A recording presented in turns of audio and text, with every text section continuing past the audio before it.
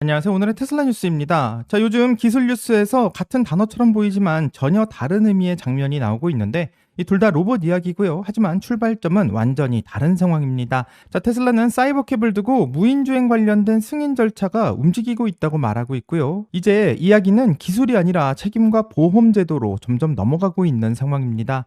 자, 반면 CES의 무대에서는 전혀 다른 방향의 신호가 등장하고 있는데 이 어디에서 어떻게 쓰일지가 모두 공개되기도 전에 양산의 숫자부터 제시하고 있는 로봇의 전략이 나오고 있습니다.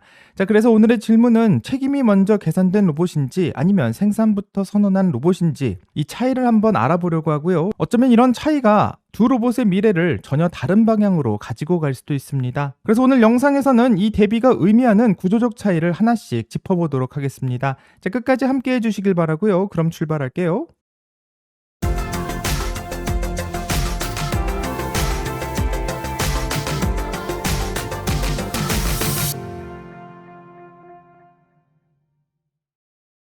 자, 먼저 CES 2026에서 이 국내에서 가장 많이 언급되고 있는 로봇이 하나 있습니다.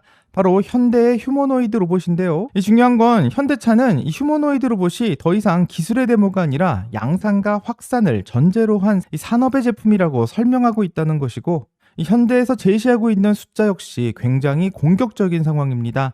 자, 바로 2028년까지 휴머노이드 로봇 연간 3만 대의 생산 체계를 구축하겠다는 건데, 이렇게 되면 로봇은 더 이상 연구 단계가 아니라 공장 단위의 계획으로 넘어가는 것이고, 이 현대에서는 본격적으로 공장에 로봇을 투입하겠다라는 이야기로 해석하게 됩니다. 자, 여기서 긴장할 수밖에 없는데요. 아직 테슬라도 공장 내에 인간형 로봇의 투입을 하지 못하고 있는데, 현대차는 벌써 2년 뒤에 시작하겠다라고 말하고 있으니 이 테슬라 투자자 입장에서는 조급할 수밖에 없을 것 같습니다. 자, 현대차의 발표는 여기서 끝이 아니라 내년부터는 외부 공급을 단계적으로 확대하겠다라고 말하며, 한마디로 현대의 내부 실험용이 아닌 이 산업 현장에서 이 검증된 시나리오를 기반으로 그 사용을 확산하겠다라는 말을 하고 있고, 이곳을 담당하는 곳이 바로 현대가 인수한 보스톤 다이나믹스입니다. 자, 보스톤 다이나믹스는 아틀라스는 기존의 설비를 바꾸지 않아도 공장에 투입할 수 있는 범용 산업 로봇으로 설계되었다라고 말하며, 이 보스턴 다이나믹스의 말이 사실이라면 휴머노이드는 더 이상 미래의 이야기가 아니라 이제 공장에서 같이 일하는 존재가 됩니다. 자, CES에서 나온 영상을 보게 되면 보스턴 다이나믹스의 아틀라스는 굉장히 자연스럽게 움직이는 것을 볼 수 있고, 앞으로 숙이고 뒤로 젖히기도 하며 몸통을 비틀고 손을 흔들기도 합니다.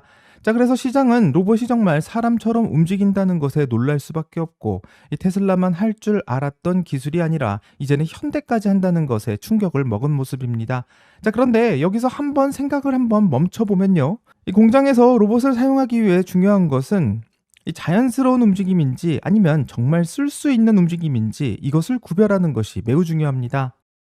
이 지점에 대해서 일론 머스크는 정확하게 말하고 있는데요. 이 자동차를 생산할 때 차차의 용접은 이미 고속 산업용 로봇이 하고 있고, 이 진짜 문제는 배선과 냉각 튜브, 내부의 패널과 같은 어색한 자세로 섬세한 손동작을 요구하는 일이라고 말하고 있습니다. 자, 이런 일들은 대부분 사람이 대신하고 있는 일인데, 그렇기 때문에 로봇이 정말 사람이 힘들어하는 손기술을 대체할 수 있느냐 아니냐, 바로 이 점이 관건이라고 생각합니다. 자, 하지만 아틀라스의 손을 한번 보게 된다면 가장 많은 연구가 필요한 부분이지만 동시에 가장 쓸모없이 설계된 부분처럼 보이는데요. 인간과 같은 손 기능을 하기에는 그 구조가 매우 다르고, 영상에서 보여주고 있는 것은 물건을 들고 옮기는 장면이 대부분인 상황입니다. 하지만 일론 머스크가 말했듯 작업은 이미 다른 산업용 로봇들이 훨씬 더 싸고 정확하게 대체하고 있는 상황이기 때문에, 한마디로 아틀라스는 손이 있긴 하지만 공장에서 인간을 정말로 대체하기에는 가장 중요한 능력이 빠진 것이라고 볼 수 있습니다. 자, 이렇게 되면 가장 중요한 질문이 남을 수밖에 없습니다.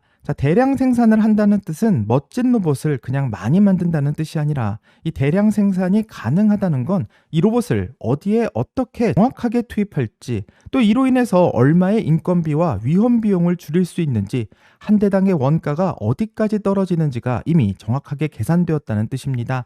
자, 이 기준을 가장 집요하게 이야기해온 사람이 일론 머스크고, 일론 머스크는 프로토타입은 쉽고 진짜 어려운 것은 대량 생산이라고 말하며, 나사의 가격 하나까지 통제하지 못한다면 만들면 만들수록 손해가 나는 구조라고 말하고 있습니다. 자, 한마디로 현대가 2년 후 3만 대의 로봇을 생산하겠다는 말은 이제부터 본격적인 대량 생산이 시작된다는 말로 해석할 수 있는데, 이 놀랍게도 현대의 로봇을 본다면 가장 중요한 질문에 명확한 답을 찾을 수가 없습니다. 자, 그 질문은 바로 이 로봇이 정확히 어떤 공정에 들어가고 어떤 작업자 몇 명을 대체하며 얼마의 비용을 줄일 수 있는지, 이것에 대해서 전혀 답을 찾을 수가 없다는 건데요. 만약 이 로봇이 우리도 공장에 휴머노이드를 넣을 수 있다는 것을 보여주기 위한 목적이라면 이 3만 대라는 숫자는 기술의 승리가 아니라 어쩌면 재무적으로 가장 위험한 선택이 될 수도 있습니다. 자, 로봇은 멋있어서 생산하는 게 아니라 철저한 계산으로 움직여야 된다고 생각하고, 로봇 발표 이후 현대차의 주가는 올랐고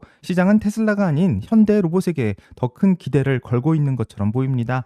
하지만 이 지점에서 일론 머스크가 던졌던 질문 하나가 가장 뼈아프게 다가올 수밖에 없고요. 이 로봇이 실제로 사람의 일을 대신할 수 있는가, 그리고 그 순간부터 비용의 구조가 바뀔 수 있는가, 이제부터 이 질문에 답을 찾게 될 거라 생각합니다.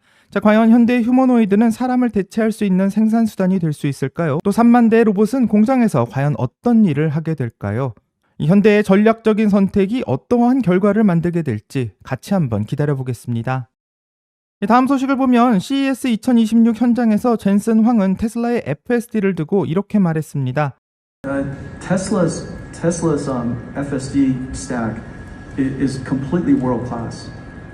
They've been working on it for quite some time. It's world class not only in the number of miles it has, but it's world class in the way that it's designed, the way they do training to data collection and curation, synthetic data generation, all of their simulation technologies. Of course, the latest generation is end-to-end full self-driving, meaning it's just one large model that is end-to-end trained. And so Elon's AV system is in every way 100% state-of-the-art. Okay, and so I'm really quite impressed by the technology. I have it and I drive it in our house, and it works incredibly well. The Alpha Mayo was designed for two different differences. The first one is NVIDIA doesn't build self-driving cars. We build the full stack and the technology for everybody else to build self-driving cars. And we build, for example, for the humanoid robotics, we built 3 computers. We have 3 computers here too. The training computer, the simulation computer, and also the robotics computer, which is self-driving car computer. We have software stacks across all of that. Our customers can use all of it, or some of it, parts of it, whatever makes sense for them. And so we're working with the entire automotive industry. Everybody from, of course, Tesla for their training system, Waymo for the car computer, Nuro, I think they just announced that they're going to be in the robo-taxi business, Lucid just announced one, isn't that right? Lucid and Uber just announced it, and NVIDIA is part of that. And so our system is really quite pervasive because we're a technology platform provider. And so that's the primary difference. There's no question in my mind that of the billion cars that are on the road today, in another 10 years' time, hundreds of millions of them will have great autonomous capability. And so this is likely one of the largest, fastest growing technology sectors in the next decade, over the next decade. So I think this is a very, very important sector. And then the last thing that we do is we open source everything too. And so if a customer would like to use our model that we train, they're welcome to do that. If they would like to use our model technology but train it themselves, we even help them do that. We're not a self-driving car company. We just want to enable the world's autonomous industry. Everything that moves should be autonomous. 이 테슬라의 FSD 스택은 이 완전히 세계 최고의 수준이라고 말하게 된 것인데, 이 말은 주행거리뿐만 아니라 설계, 학습 방식과 데이터 수집, 이 시뮬레이션까지 모두 최고 수준이라는 평가를 내리고 있고, 엔비디아의 CEO가 직접 테슬라의 FSD를 사용하고 있다고 밝힌 점도 매우 인상적이었습니다. 자, 이 발언 직후 엔비디아가 테슬라에게 밀리고 있는 걸 인정한 것 아니냐라는 이야기와 또 알파마요가 FSD의 직접 경쟁자가 아니라는 것을 선언한 거다라는 이야기도 나오는데요. 하지만 엔비디아의 CEO인 젠슨 황은 엔비디아가 자율주행차를 만들지 않는다는 것을 확실히 했고, 우리는 대신 스택을 만든다라고 말하며 엔비디아는 훈련과 시뮬레이션 그리고 차량 컴퓨팅을 나눠서 제공하는 플랫폼 공급자라는 점을 명확히 했습니다. 자, 이 말의 의미는 이 테슬라와 엔비디아는 같은 문제를 풀고 있지만 같은 책임을 지지 않는다는 데 있고, 이 테슬라는 기술을 만들고 차를 만들고 사고의 결과까지 떠안지만 엔비디아는 가능한 기술을 최대한 넓게 공급하는 역할에만 머물 것이라고 선언하고 있습니다. 그래서 엔비디아 CEO의 발언은 이 테슬라가 기술에서 최상위라는 경계선을 걷고 있는 것으로 들리고요. 엔비디아는 그 길로 가지 않는다라는 것을 정확하게 선언합니다. 한마디로 시장에서 가장 어려운 문제인 현실에서 직접 작동하고 책임지는 단계는 엔비디아는 하지 않을 것이고 여전히 테슬라의 몫이라는 말을 하고 있는데, 이렇게 되면 진짜 자율주행에서 갈림길은 성능이 아닌 역할과 책임으로 넘어갈 것이고, 이 결과를 감당할 수 있는 회사만이 점점 차이를 낼 것이며 앞으로 시간이 지날수록 이 차이는 더 분명해질 것이라 생각합니다. 자, 다른 뉴스를 보면 일론 머스크의 공통된 키워드가 하나 있는데 AI도 로봇도 모두 다 전기가 중요하다라는 말을 하고 있습니다. 자, 일론 머스크는 xAI가 멤피스에 짓고 있는 콜로서스2에서 1기가와트급 AI 훈련 클러스터를 가동할 것이라고 밝혔습니다. 자, 1월 중순에 1기가와트, 4월에는 1.5기가와트 수준까지 간다는 계획도 밝히고 있는데, 이게 얼마나 큰 규모냐면 중소도시 하나가 동시에 쓰는 전기량에 가깝고 AI 모델 하나를 키우는 데 서버 몇 대 정도가 필요한 게 아니라 이제는 도시 하나의 전력이 필요한 시대가 되고 있습니다. 자, 그래서 일론 머스크는 전기를 더 사거나 기다리는 대신 아예 전기를 직접 만들기로 결정했고, xAI는 380메가와트급 천연가스 터빈 5기를 구매했다고 하며 이 터빈을 구매한 곳은 한국의 두산입니다. 자, 5기를 모두 합치면 1.9기가와트 단일 AI 데이터 센터 기준으로는 세계 최대급 전력 설비라는 것이 확인되고 있는데요. 이 중요한 것은 이게 비상용 발전기가 아니라 처음부터 24시간 상시 가동을 전제로 한 AI 공장용 전력이라는 것이고, 이런 사실을 알게 된다면 이런 일론 머스크의 선택에 놀랄 수밖에 없습니다. 자, 두산 에너빌리티의 380메가와트급 가스터빈은 켜면 바로 전기가 생산 가능하며 태양광이나 풍력처럼 날씨를 타지 않고 AI처럼 24시간 풀 가동에 최적화된 모델입니다. 또한 전력망의 허가나 송전 인프라를 기다릴 필요도 없고, 한마디로 AI는 친환경 실험을 하는 게 아니라 AI 공장을 멈추지 않기 위한 가장 확실한 방법을 선택했고, 이 방법에 들어가는 금액은 업계에서 추정하기로는 이 대형 가스터빈 한 개의 가격이 미화 3억에서 4억 달러 수준으로 알려져 있고, 이 5기라는 것을 생각하면 계약의 규모가 15억에서 20억 달러, 한화로는 2조에서 2조 7천억에 이르는 엄청난 프로젝트입니다. 자, AI에게 전력을 공급하기 위해서 이 국가급 인프라 투자가 시작됐다라는 것을 알 수 있고, 그럼 왜 일론 머스크는 이런 선택을 했는지 한번 생각해 볼 수밖에 없습니다. 자, 이제부터 AI 경쟁에서 병목 현상은 얼마나 똑똑한 AI를 만드는가가 아니라 얼마나 안정적으로 전력을 공급할 수 있는가, 이것이 중요하다라고 전략이 넘어갔다라는 것을 말하고 있으며, 아무리 똑똑한 AI라도 전기가 없으면 멈춘다라는 것을 생각해 볼 수 있게 합니다. 일론 머스크는 또 테슬라 에너지팀을 공개적으로 치켜 세우며 이 테슬라 에너지가 2025년 한 해에만 46.7기가와트시의 에너지 저장 장치를 설치했고, 비로소 전 세계 최대 에너지 저장 사업자가 됐다는 소식을 전하고 있습니다. 자, 이 말을 해석하게 된다면 현재 xAI는 전기를 미친 듯이 먹고 있는 AI 공장을 만들고 있고, 테슬라는 그 전기를 저장하고 조절하고 또 안정화시킬 수 있는 회사가 되었다는 것인데, 한마디로 발전부터 저장 그리고 그 전기의 소비까지 하나의 흐름으로 묶고 있는 것을 볼 수 있습니다. 자, 그래서 이 두 뉴스는 따로 떨어뜨려서 볼 게 아니라요, AI를 키우기 위해서 새로운 전기가 필요하고 그 전기를 끊임없이 쓰기 위해서는 또 저장이 필요하기 때문에 이런 생태계 안에서 과연 테슬라가 얼마나 유리한 구도를 가져갈지 생각해 보게 합니다. 자, 이제부터 AI 경쟁은 누가 모델을 더 잘 만드느냐의 싸움이 아닌 누가 전기를 더 잘 통제할 수 있느냐의 싸움으로 점점 넘어가고 있고, 이 전쟁의 결과가 어떻게 날지는 오늘의 테슬라 뉴스의 구독자님들과 같이 한번 기다려보겠습니다. 다음 소식은 테슬라가 로보택시 프로그램을 위한 채용을 20번째 국가까지 확장했다는 내용인데요. 새롭게 올라온 지역은 태국이라고 하고 테슬라는 방콕과 홍콩에서 이 차량 운전자를 채용하기 시작했고 이 역할은 운전만 하는 게 아니라 실제로 도로에서 데이터를 수집하는 핵심 인력이라고 합니다. 자, 중요한 것은 범위인데 테슬라는 이미 미국과 인도, 이스라엘과 대만, 독일과 영국, 북유럽과 남유럽, 터키까지 총 20여 개국에서 동일한 형태의 채용을 진행하고 왔는데 이 채용의 목적은 각 나라의 도로와 운전자의 습관, 교통의 흐름을 먼저 수집하겠다는 것이고 이렇게 되면 테슬라가 허가가 나면 바로 준비하겠다라는 것이 아닌 허가가 나기 전에 이미 데이터를 쌓고 있는 구조를 준비하고 있습니다. 자, 현재 로보택시 서비스는 미국 오스틴과 캘리포니아 베이에리어에서 운영 중이지만 이 사람과 데이터는 이미 글로벌 단위에서 준비하는 것을 볼 수 있고 이 테슬라의 기술이 완성되게 된다면 행정 문제만 남아있는 상태에서 바로 출발할 수 있는 준비를 하고 있습니다. 자, 이제부터 오스틴의 무인주행에 대해서 한번 살펴보면요. 테슬라는 2026년 4월부터 사이버캡을 대량 생산하겠다라고 밝힌 바 있습니다. 자, 이 말이 사실이라면 지금 준비가 어느 정도 가시화되기 시작해야 되는 시점인데 이 사이버캡의 생산은 하루아침에 시작되지는 않을 수 있고 공정부터 인증, 운영의 테스트까지 최소 수개월이 걸릴 수 있습니다. 지금이 벌써 1월이라는 것을 생각해 본다면 걱정이 될 수밖에 없고요. 일론 머스크가 3주 후 무인 로보택시가 시작될 것이라고 말했었지만 현재 오스틴에서 확인되고 있는 장면도 없는 상황입니다. 자, 이렇게 되면 계획이 조정된 건지 아니면 일부러 공개하지 않는 것인지 상당히 불안할 수밖에 없는데요.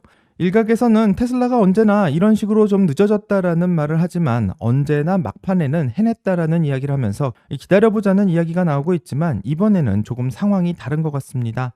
현재 사람들이 지목하고 있는 것은 한 가지 병목 현상을 말하고 있고요. 이제부터 그 병목 현상이 무엇인지 한번 살펴보도록 하겠습니다.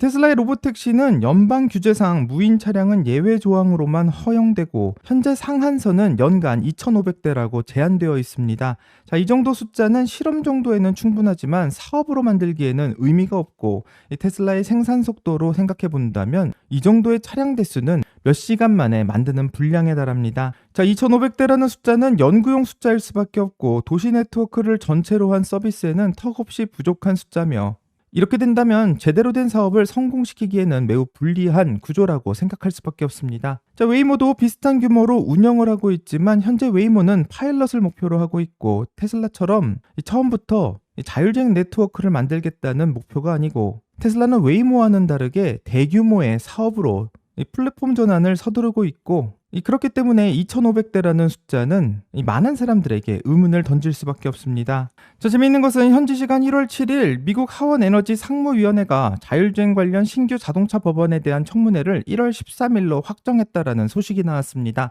자, 여기서 핵심은 하나고요. 지금까지 연간 2,500대로 묶여 있었던 무인 자율주행 차량의 예외 한도를 앞으로는 9만 대까지 풀겠다라는 제안이고 이 법안이 통과되게 된다면 테슬라의 사이버캡은 더 이상 실험용 차량이 아닌 양산을 전제로 한 산업 단위로 전환되게 됩니다. 자, 그렇기 때문에 2,500대에서 9만 대로의 변화는 간단한 수치의 증가가 아니라 무려 3,500%라는 게임의 판도를 바꾸는 변화이고 규제의 성격 자체 역시 바뀔 수 있습니다. 자, 이전까지 2,500대는 연구와 파일럿 또는 시범 운행 정도의 숫자였고 죽스 같은 제한적 테스트가 의미가 있을 수 있지만 테슬라처럼 대량 생산을 목표로 하고 있는 회사에게는 매우 난감한 제한이었습니다. 자, 이제 앞으로 9만 대까지 바뀌게 된다면 처음으로 상업 운영을 전제로 한 최소의 규모의 생산이 가능하다는 것이고 이렇게 되면 이전까지는 자율주행의 기술이 정말 가능한가의 질문에서 앞으로는 이 정말 자율주행 사업이 성립할 수 있는가의 질문으로 넘어가는 것이고 이 자율주행의 분위기는 완전히 달라질 것이라 생각합니다. 하지만 9만 대 정도 허가된다고 해도 대도시 하나를 완전히 커버하기에는 작은 숫자라는 반론도 나옵니다. 자, 틀린 지적도 아니고요. 하지만 9만 대의 경우 이 계산이 가능한 단위로 넘어가는 것이고 정말 어느 정도의 수익을 만들어내는지 효과가 있는지